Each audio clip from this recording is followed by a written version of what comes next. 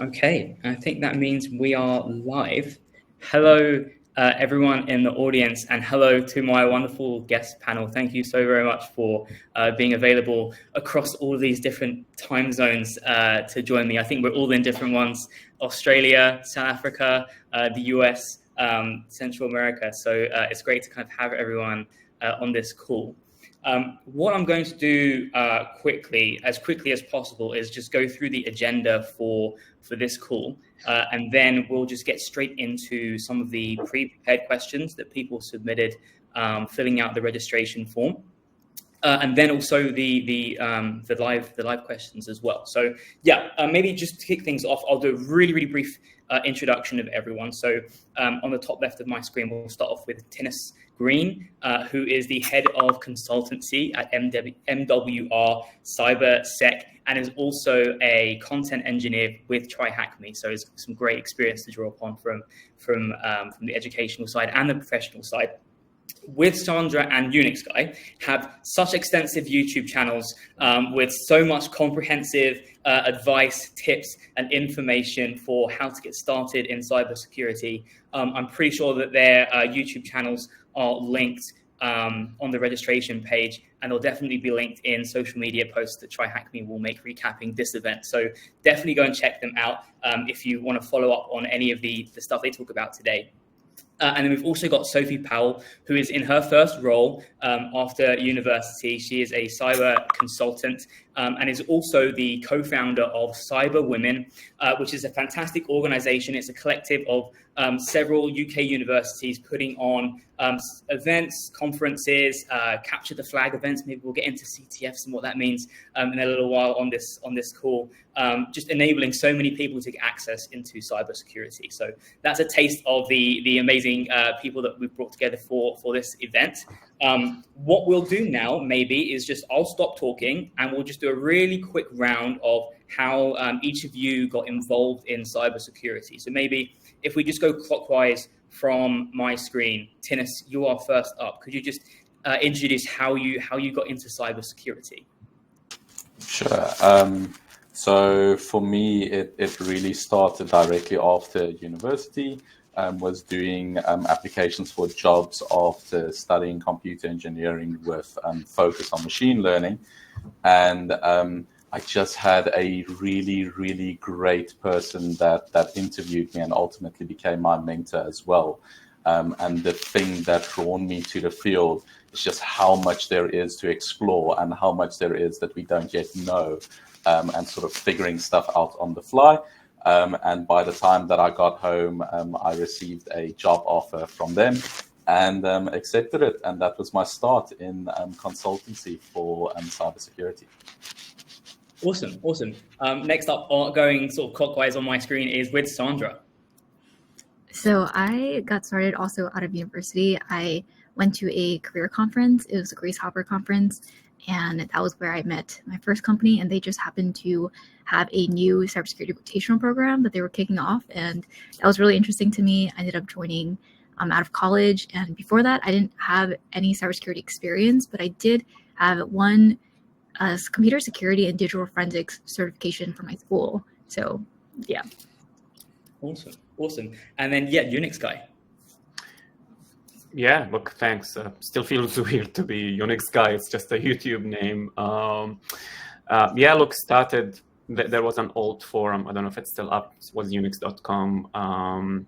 So I learned a little bit of, you can call it hacking. It's just stuff I did as a teenager in IRC, the chatting platform, if anyone remember that. And I joined the unix.com forums, and I was just helping anyone who had a question, help. And yeah, someone contacted me, and I started working. There weren't really dedicated cybersecurity roles, called network engineer, and I was called a Unix engineer. Basically, we would install a Unix OS and install a checkpoint firewall, which used to be just a piece of software, and that was security at the time. So yeah, that's how I started, and things evolved, and here we are.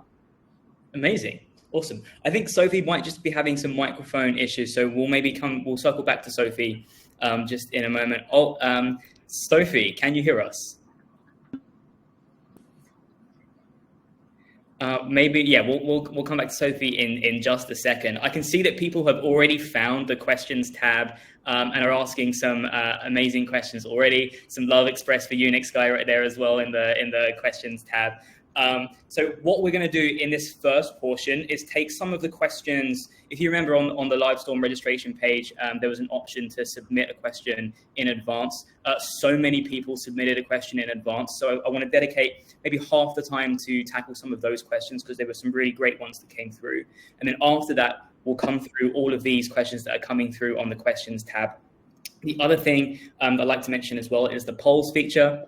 That is something that I'm going to make use of during this call. It's just great to kind of get a quick temperature on some certain topics from everyone in the but maybe first of all, the first category of questions that I'd like to start with is quite simply just getting started. And I'll also drop my first poll into the group. And this is just to get a sense of what your cybersecurity level might be. So I've just enabled that. If you go to the polls tab, you can start kind of answering that question now. Which statement best describes your cybersecurity experience level? So you can just kind of be answering that as it comes through. But maybe the first question that I want to ask, if we're talking about, and this is kind of a question that I'll just ask generally of the panel, if we're talking about someone with zero experience in cybersecurity, and I think in this audience, we have people who are at university. I think we have Daisy from South Africa has a communications science background, Christine from the US marketing background. People who are filling out a Google form are coming from software engineering, coming from customer success. And the most common question that was asked in this pre-registration form was, what can you do, assuming zero knowledge, to start figuring out where to start, whether it comes to learning cybersecurity or looking at your career options? So I'll just maybe open that one up to anyone that would be interested in taking that on. I can open that. Yeah, so I think usually when people come to me with this question, I kind of give the answer of like starting with death first. So, starting with breath first, actually. So basically, I guess like the broadest areas of cybersecurity are usually going to be defensive, offensive, and then the GRC side. And picking at least one of those areas to start in is probably going to be the easiest. There's a lot of free resources online that you can find usually through, a quick Google search, or YouTube is still my favorite, for medium for, picking out resources and stuff. But basically starting out to see like, hey, what kinds of popular tools or apps are used in these specific areas. Of course, if you're interested in offensive security, TryHackMe is a great one. And there's just different resources that you can find out there depending on what you're looking for. But yeah, I think that was where I would start. And then kind of deciding, okay, so if this isn't interesting to you, then going for something else. And it's just as good to find the things that you're not interested in compared to finding, the one thing that clicks and then just following that down a rabbit hole and going from there. Yeah, awesome. I can add to that. Yeah, really good suggestions from Sandra. And I think, look, the first thing is watch my videos because that's literally all I talk about. But I'm like, you mentioned a few individuals, Billy, who have like a communications degrees and communication skills and a marketing skills. So honestly, those are my favorite people to hire because I work in an organization called PwC, which is a consulting firm. I found that it's easy to teach someone the technical skills. It's a lot harder to teach those consulting and communication skills. So if you have that, you already have so much of what the organizations are looking for. They can teach you, we can teach you the technical aspects. So just make a decision. Do you want to work on a technical side of cybersecurity or non-technical side of cybersecurity? And then you need to start presenting yourselves to organizations. You can be this amazing candidates, but if no one knows about you, no one will hire you. So like get comfortable applying to jobs, talking to people, hiring managers, etc., etc. And there is no shortage of courses nowadays. Even 5 years ago, we didn't have platforms like a TryHackMe and all these other platforms. So there is no shortage of courses. Pick something you're interested in, deep dive in it, and like don't get stuck on the best or the ideal specialty. You can change. Like you can start defensive and then learn offensive and then change your mind and do something completely different. It's perfectly fine. But just start with what you already have. You probably have communication skills. If you worked in hospitality, for example, you already have customer service skills. People are looking for skilled individuals. So just don't be afraid. Put yourself out there and see what happens. Just want to echo that statement there as well. Is that just as foreign cybersecurity is for you, imagine how foreign it is for all of those organizations out there that is looking to do security as well. And I definitely think that there is a lot of great resources in today's time on teaching you the technical elements, teaching you what cybersecurity is, but you being able to take that information and really translating that to something that others can understand as well. That is such a critical skill to have in today's time as well. So any communication skills you have, any report writing skills as well, just how do you convey that information for these organizations and for people that also experience cybersecurity as this foreign abstract thing. Anything you can do there that's going to help them understand it is great. And then leverage everything else that's available for you today to learn the technical elements if that's the direction that you're going to go into. Yeah, I love this point that's coming through of, yes, there are technical elements, but also presenting and distributing information is just as essential. And there are so many other fields, right, where you can draw upon those influences, and that'll be great for you in a number of roles. I think I want to move into another question that was asked quite frequently in the pre-registration form, and maybe I will ask this one, UnixGuy, with you in mind, because I watched one of your videos quite recently where you covered I think 8 different entry-level careers and kind of what the requirements are for them. A lot of people ask, is there such a thing as an easier entry-level career to move into? Is that something that should be a factor when considering getting into cybersecurity? And yeah, maybe what your thoughts are on easy routes in. Yeah, look, there's definitely easier. Like I find, again, I think the easier one is the one that you can get. So if you manage to land a cybersecurity job in whichever area, like just latch onto it, stay there, learn everything there is to learn, and then move on. Naturally, the non-technical side of cybersecurity is easier to start with because it's, again, more about your communication skills and being on time and just being professional overall. So those tend to be easier, like a role in risk management or role in even consulting. You don't really need overly a lot of technical skills. And as you land those roles, you can and should be studying and upskilling in many platforms and many areas. So those tend to be easier. I think that not the problem, but what I usually see from candidates is they think cybersecurity can either need to be hacking things or I need to be stopping hackers, which is fine, but it's a lot broader than that. So in my video, I try to just shed a light on, you know what, there are these other roles that sometimes pay a lot more than those technical roles, that they exist, and just people either don't apply to them, they don't know they exist, or they're just afraid. Like they think that you need to have 500 certifications and, I don't know, 30 years of experience before you start. That's not necessarily true. So it's a lot broader. On the other hand, the problem we have is the titles in cybersecurity are all over the place. So if someone tells me the role says security analyst, that doesn't mean anything. It could be an engineer role. It could even be outside of security. I've had roles where the title was security, but the job had nothing to do with security. So that can be confusing, especially for someone who haven't started yet. So I think what candidates do, they do a job search, they see a title, they see the requirement, and they assume this is all there is to it. It's a lot broader than I think what's believed out there. Awesome. Yeah, and I think I just added a new poll if anyone wants to participate about if you've thought about a specific role already within cybersecurity. And it looks like maybe upwards of 2/3 of the respondents so far are either haven't thought about it yet or they're looking at multiple options. And I think maybe I think it's something that you also mentioned on that video of the ability to navigate between options as well throughout your career. So like choosing one option now doesn't necessarily mean it's set in stone for the next 20 years, right? There's a bit of fluidity there too. 100%. And like, again, common question I get is, oh my God, I can't decide. Some people use strong terms like, I'm so confused, I can't sleep, I don't know what to decide. I'm like, it's not a life sentence. You can definitely change it. It's in fact a lot easier to change. So once you have some experience in your CV, let's say you work in the defensive side, and then after work you do some offensive security stuff, you get certified, you got the ethical hacking skills. It's a lot easier to pivot to an ethical hacker role once you have some cybersecurity skills on your CV. So definitely the first job is not where you will be, where you will end up long term, and especially now it's really common to change and pivot, and it will give you more perspective. You'll be a more well-rounded candidate if you've done multiple roles across multiple organizations. So don't be afraid. Just choose something, get good at it, stay with it for a year or two, and then see what happens. I have something to add if you can hear me now. Yes, hi Sophie. I am so sorry about that. My laptop was not playing ball, so I'm on my phone, so please bear with me.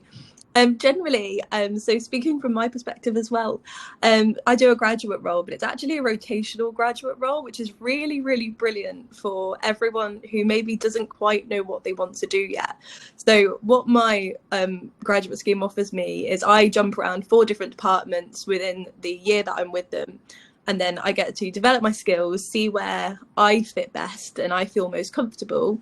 And then they'll settle me in that department in a role there that's suitable, which is a really good idea, actually. And I think it's something, as graduate schemes are developing, I'm seeing a lot more of this, especially in the UK ones as well, where they'll actually rotate you around the company so they can watch you and see where you feel that you best fit. And it's a really nice way to explore cyber from a not education side, but an industry perspective, which is 2 completely different things, as people may know, coming out of education into industry, and kind of get to grips with it that way. So yeah, so it's almost actually the case that indecisiveness is, or not knowing exactly where you land yet, is a benefit more than anything else, because you're getting to sample all of these options, and you're almost more open-minded when it comes to kind of flirting with the different opportunities that are out there, which is, I think that's an awesome thing.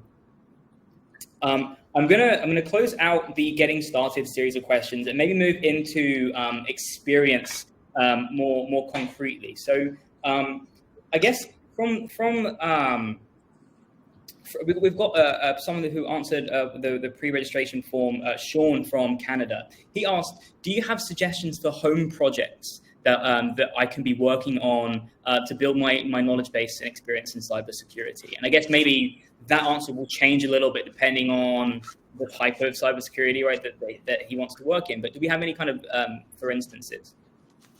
I'll maybe tackle this one and say that if you are looking for a little bit more of a technical cybersecurity role, then really playing around with technologies is something that is incredibly powerful. The best place to learn is through doing your own configurations. And in today's time, there's so much help out there that helps you to build a practical lab for whatever you're interested in investigating. Whether that is things like Active Directory, there's so much guides available today in setting up your own Active Directory lab and learning about it. There is also the entire aspect of writing your own code. The one thing that really we see help a lot of people is developing your own application, and that's either a web application or a mobile application, and then going through the process of developing it as you're learning things like offensive security. It becomes really interesting to then go back and ask the questions, okay, I've developed this application using guides from places like Stack Overflow and answers that ChatGPT gave me, and I know about the following vulnerabilities. Is my application actually vulnerable, or can I now leverage what I've built there to also see what's happening in that space? So if you're looking for something technical, I think there's a lot of stuff you can get involved in, either creating a lab environment for yourself and just playing around with it, or developing some form of application or system and then going back and seeing what security elements are there as well. Yeah, awesome. And I think as well, maybe if we think about experiences, both for the non-technical as well as the technical roles, maybe I'll throw this one to you, Sophie, just because I know through working with Cyber Women, you've definitely got a lot of experience with events and knowing places to go to kind of learn more, right, about prospective industries maybe you want to specialize in, or certain roles. And so I maybe just want to ask, from your experience, how useful you found kind of the events that you've attended in your experience, and the different kinds of events maybe that people can look out for.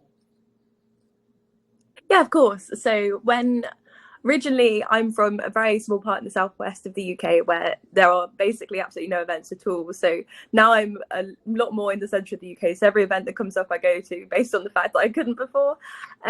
So I originally started going to quite a lot of conferences, which are brilliant. So you get to meet speakers, you get to hear things, and it's a really good way of keeping up to date with what people are doing in cyber as well. So you get to hear from so many different people about all the projects they're doing, what they're up to, what's coming up as well. So you can go off and then do your own research. But also there's that part of networking that is so crucial. So you meet people, and even if you just go and introduce yourself and say hello, even if you don't necessarily need anything from them at the point or want anything from them at the point, it's a really good way to make a connection on somewhere like LinkedIn. And then if you are looking for a job, come down the line in a couple of years, or you kept up to date with them, you can introduce yourself, say, hello, we met at so-and-so conference, I loved your talk, or I loved speaking to you there, just wanted to carry on the conversation. It's a brilliant way of getting out there and involved. But if you can't attend in person, online events are absolutely brilliant. I attend webinars all over the place just to keep up to date with what's going on.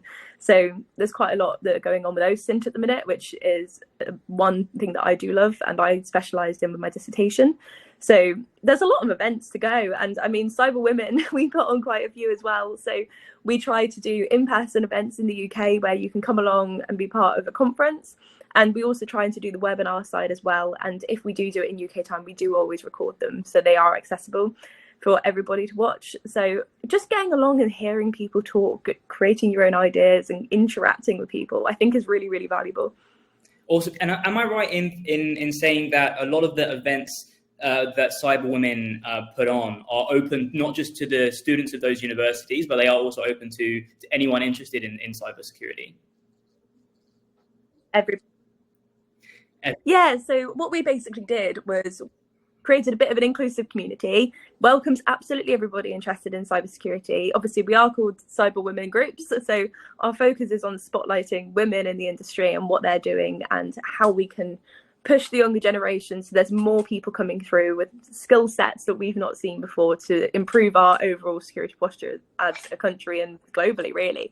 But all our events are completely open to everybody. We always have a really, really good mix of people attend. So students to professionals and loads of people from all different walks of cyber, which makes them really, really good. And the chats you can have there are absolutely excellent. So this is a plug if you'd like to come along to any of them, but you can find them all on our website.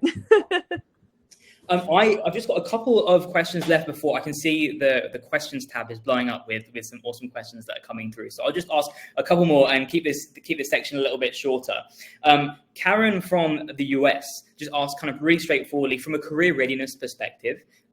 You know, you're doing all the right things. Maybe you're learning the technical stuff. You're taking courses, you know, maybe on TryHackMe or a similar platform, and you're attending these events. But she just asked, how do I know when I'm ready to actually take the plunge and start applying for jobs? And maybe I'll just open that one up to anyone. Yeah. That's a very difficult question, I think, in the sense of when are you ready?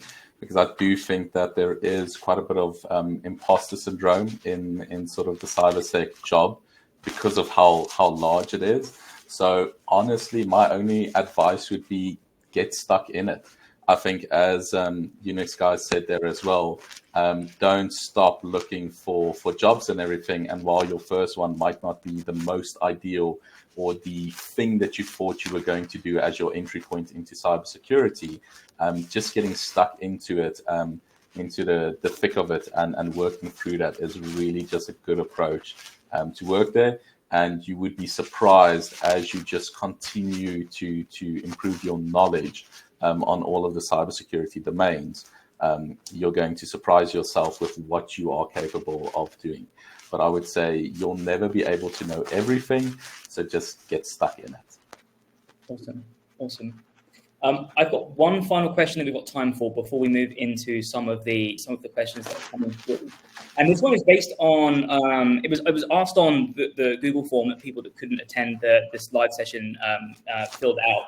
but it's also relevant to a video that I watched of yours, Sandra, about the importance of mindset in cybersecurity. I think maybe this moves us away from the technical hard skills and more into the realm of soft skills and the importance of those in building a career in cybersecurity. And so I just wondered how important mindset has been for you in the sort of roles that you've experienced, and maybe if you could unpack specifically what some great soft skills are within mindset that you recommend. Yeah, I think in terms of soft skills in cybersecurity, at least, I think they're just as important as technical skills, because as you grow in your career, one of the things is also just like that you're gonna have to deal with is going to be like asking for promotions or negotiating, or even just writing the pen test report if you're going into, for example, an offensive security role. Most red teamers spend like half their time doing the hacking and then the other half writing the reports. Like that technical writing skill is just as important as the hacking that they do, because this is how they're going to convey to customers that these are the findings that I found and this is how to mitigate them. These are ways to potentially fix them. So I think in terms of cybersecurity mindset, like in terms of just mental resilience is as important as the technical skills, as well as the communication and written skills that you'll need to have going into the roles. Awesome. Yeah, great. I think we're going to move into some of the questions that are coming through on the questions tab now. So I'm just going to just ask a couple, and then I'll just put these out to the group, and then anyone who wants to kind of answer in definitely just contribute. So the first question that I'm going to ask is the one that comes from Joshua, and he asks, I'm going to just start the live answer here so I can bring the question into the front of the screen.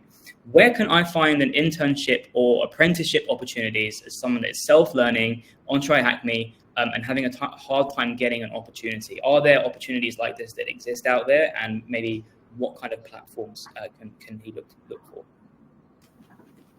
I'm a bit biased here. Sorry, Sophie. Do you want to go there? No, you go ahead. I'll jump in after you. Sure. I'm a little bit biased, but I definitely think that there is a lot of great opportunities within something like the consulting space. They usually have quite a wide range of internship offers that they do there. And why I like something like consultancy is because even if you then decide not to become a consultant, the internship or apprentice programs that they are running at least gives you quite a broad spectrum of experience in what is out there in the field. And that's usually a great place just to get your feet wet in terms of, is this something that you enjoy or not? And then if you do decide to go down the consultancy route, the great thing there is that it helps to build that stepping stone. You're dealing with so many different organizations and teams and everything that ultimately you're learning a lot of experience to finally find that field that you are going to call home. Awesome. Was there something there that you wanted to add, Sophie? Yeah. Yeah. So I was actually in this position myself. I was looking for an internship. I was doing TryHackMe, and it was becoming quite difficult because the application processes are very, very long, very hard, and there's a lot of people going for them. So I'm very much a person for go ahead and ask, because the worst thing they can say is no. So actually, we ended up going to a conference and we got speaking to a company. We had a chat and I said, I don't suppose you happen to do internships? And they were like, well, no, but it's something we can do if you like. And that's basically how I got my internship. So never be afraid to reach out to people and ask the question, and even go through LinkedIn and drop people a message. The worst thing they can say is no, but the best thing they can say is yes, and there you go. So I would say that's a really good route to consider as well. Yeah, I just want to add to that. Yeah, spot on with Sophie, because again, I don't know which location Joshua is asking the question from. So it can depend and it can vary, but if you're looking as to where you can find them, you will need to look up companies, like Sophie said, on LinkedIn. Follow those companies, follow those hiring managers. You have three options, really. You can apply to these companies on their website or on LinkedIn. You can send them a cold message, like Sophie said, just say, hey, my name is Joshua, I'm interested in an internship. This is the course that I've done. Like Sophie said, worst thing is they can say no or just don't respond. And the third one is also what Sophie said, is just go to events and speak to people. This is how you will know about them, because not everything gets advertised. So sometimes just people talk on events, or if they like you, they can offer you something. So it's not an uncommon way. But if you're asking where you can find them, you really need to look up events and companies in your local area. Awesome. Hopefully that helped you, Joshua. The next question that I want to pull is... I think you summed that up perfectly. The next question that I want to pull is from Sam. And they've said, I do not have much interest in coding, but can I still learn cybersecurity or ethical hacking or digital forensics? Is that still an option? Who wants to answer? I'll go there again. So the coding element is specifically related to application and mobile security. And there is an incredibly vast domain out there that still allows you to do technical work where your background isn't necessarily in coding or your interest is not in coding. The one place where there's a little bit of lines and you have to see how you want to solve that challenge is when it comes to things like exploitation on an offensive security side of things, just because sometimes you have to just whip out a little script or something to do some work for you. That's because sometimes the tools that you're going to use is going to fail, right? And you either need to reconfigure them or read a little bit there. But you don't need a pure interest in coding to be able to do any of the technical work there. It's a subset of field. The one field that is quite vast and you can get quite far, even if you don't have an interest in coding, I would say something like network security or things like cloud security as well. It's great fields to get involved in. Yeah, I mean, I'll tell a secret. I hate coding.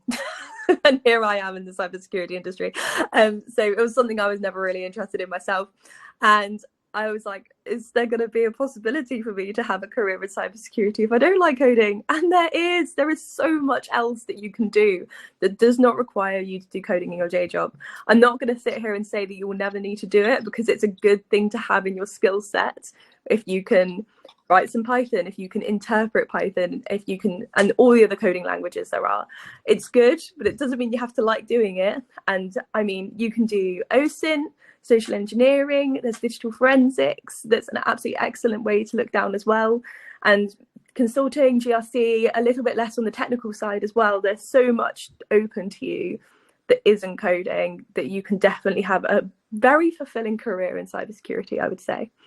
Awesome. So yes, not only do you not have to have much interest in coding, you can absolutely hate it and still get involved in cybersecurity is what we've learned from that. I would like to take Miriam's question next. And so this one is getting a little bit more specific to a specialization. And maybe if I could just maybe do a slight riff on it first. Is it possible to become a pen tester without a degree? If you do the right thing. So maybe I'll just throw that one open to the group first. Yes. It is possible to become a pen tester without a degree and no IT background. Sorry, do you want me to go in this one? Yeah. So we all start without an IT background, so you just need to build that IT background as you're learning. Pen testing is, I think, one of the special cases where you need to showcase the skills in pen testing. If you know how to conduct pen testing, you're not going to be rejected because you don't have a degree most of the time. There might be one organization that will reject you for that. That would be the exception, not the rule. But broadly speaking, if you can demonstrate that skills by doing some of those intermediate to advanced cybersecurity ethical hacking certifications, one of them being TryHackMe and or any other platform, really. If you can demonstrate that skill, then you will get hired. People will hire you. As for IT background, it's something you will need to build as part of your journey in becoming a pen tester. It's just don't get hung up on the quote-unquote IT background. I've spoken to a gentleman here in New Zealand who spent the last 3 years trying to build the quote-unquote IT background and gone nowhere. So you don't need to be a fully qualified network engineer and do network engineering for 5 years before you start. You can just start with the pen testing pathway. There are platforms nowadays like TryHackMe, for example. You start from zero and you'll get those IT skills as you go. But your main task would be to focus on doing pen testing. Don't try and do 5 other things at the same time because it's challenging and it will take time. So don't get distracted. I'll add a little bit there as well. The one thing, if you don't have a strong IT background, my suggestion would be that you get stuck into application security and web application security first if you want to do the pen testing role. And the reason for that is the HTTP protocol is a human readable protocol, right? It's text. You can get stuck in that thing and like actually read it as a human, where a lot of the other protocols that are out there is binary or hex. And you need a little bit more of that background there to be able to do it. So if you don't have that IT background, potentially starting with something like application security is a good way, because it's easier to read it and to try and understand what's happening there, and then branching into the different domains of other pen testing as well. Maybe while we're still on the subject of learning some technical aspects of cybersecurity, I can try and shoehorn in another pre-registered question that I didn't get a chance to ask in the first section of here. Ilse from Norway asked, are there such things as like foundational courses or foundational topics within cybersecurity, so that even if I do change my mind about my specialization, that content that I've just learned isn't wasted, right? I've still got stuff that I can take onto a change of mind specialization.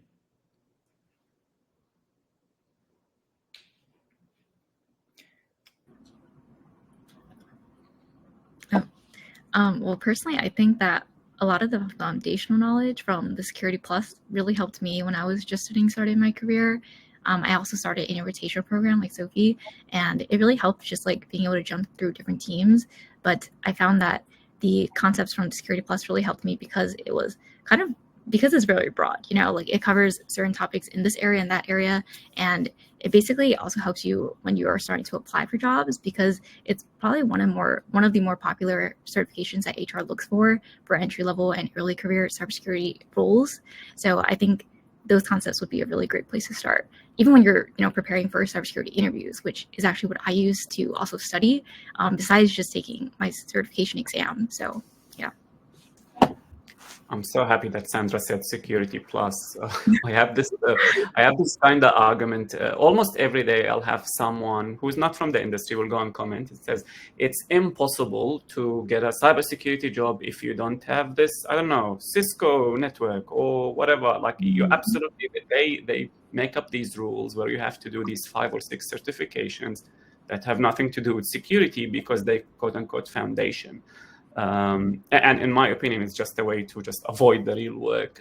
What Sandra said is Security Plus, as an example, one of many, by the way, will give you, it contains modules on networking and IT that are sufficient for you to get started in cybersecurity. Now, up until a few years ago, CompTIA was the only platform, but now there is so many other options. Again, cybersecurity certifications, entry level, they all contain enough quote-unquote foundation. Now, how much foundation is needed? There is no such a point where once you reach that, this is it, now I have enough foundation, I can start. It's something you'll need to continue working on. Like a prime example, let's say TCP IP, it will come up in your Security Plus. But then again, if you're doing a pen testing, it will come up again and again and again. And the more you learn the same thing from different certifications, the better you'll get at it, as opposed to trying to do all of the quote-unquote foundations. You'll get into a never-ending cycle. There is no such thing as enough. And the problem is you go into like the forums and Reddit, and people just make up these rules that are just not true. So I made it a point of every week, I'll post a screenshot of a comment from someone who landed their first cybersecurity job without doing any of those certifications, just to prove that A, it's possible, and B, your geographical location is not unique. Like the individuals that I post are from all over the world. So you may think your country is different or unique, and it is, but when it comes to this line of work, more broadly, is those rules are just made up. You don't need 5 years of foundation. It used to be the case. 10 years ago, there was no cybersecurity work, and you had to work as a network engineer or whatever, but things have changed now to the better. I think maybe just to add a little bit of a thing there as well is part of the foundational skill to learn for yourself is how to gather knowledge on concepts that you don't necessarily know. And I think that's an important thing, is there's a little bit of a lingo that gets spoken in things like cybersecurity, just as everywhere else as well. And it's not that you necessarily need to know everything there and that's your foundation. It's more a case of, have you equipped yourself to say, oh, this is something we're talking about and I'm not 100% sure about what this is. And can you then go do some of your own research and your own things to upskill in that specific area? So just sort of like knowing, for example, when people are using words like what is a risk, what is a threat, TCP, IP, all of those things, you don't necessarily need to know the word, but have yourself in a position where you're equipped to actually gather the knowledge that you need there to understand that. That's a really good foundation to have. It's just, how are you going to do research in the things that you might be unfamiliar with? Awesome. I think we've got time for maybe just one or two more questions before we close out. So I'll just order this by upvotes and try and take the next asked one. So we've got one from Jonathan. After taking the Google Cert course, what are best next steps to take to land a role in cybersecurity? And maybe I'll, again, just leave this one open to whoever fancies taking it on.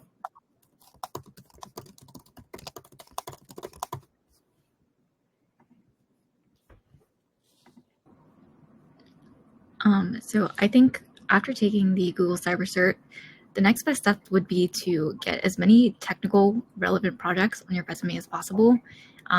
Depending on what roles that you're applying to, usually entry-level roles are very general, but if you kind of like look at the specific job postings, even if, like UnixGuy said, even if a job posting is a security analyst role, there's going to be 10 of them and they're all going to be asking for different things. So there may be one that kind of leans more towards like defensive security or offensive security, and getting the projects onto your resume. Usually they'll have like little snippets of, we use XYZ tool, or like this is our environment, and you can learn those skills. Any, I guess, like duplicate skills that you notice that multiple job listings have, that's usually where I try to start. If you look at 10 of them and see that 3 of them use the specific tooling or environment, then that's a great place to kind of figure out what tools are the most popular for that specific niche or industry. And getting personal projects, a lot of times these tools are open source, or they have a community edition or a student license that you can use for free. And that's a great place to get projects on your resume for free without having to, spend a lot of money on, I guess, the technical projects that you put on your resume just for entry-level roles and early career. Yeah. I think I agree. As somebody who is very under-certified, I don't really hold any certs to my name. It's not really something that I was really interested in doing at the time. I was doing a full-time degree and that was enough learning for me. I think doing your own personal projects and really reading and keeping up to date with the news is actually a lot more valuable than what people think. And I know it sounds silly, but if you get to the interview stage and you can prove that you know what's going on in the cybersecurity world and you read and you keep up to date, they really do appreciate that. They see, okay, you're interested, you're involved, and you want to be a part. But I think going out there and reading into your own interests and reading a book about cybersecurity, even if you don't have the time to do another cert, it's also just as valuable, I found. So Awesome. I think maybe we'll just squeeze one more question in, and I'll just take one from a bit further down, one from Jeremy, who also thanks us all for our insight, which is great. Is it important to have a portfolio for applying for cybersecurity jobs? How do you get started? I know that we've already talked about the importance of home projects that people can work on, but is there a way to kind of sneak those onto the resume as well? Is that something that you look for? Maybe Tinus, in your experience, is a portfolio something that you look for as a hiring manager? Definitely.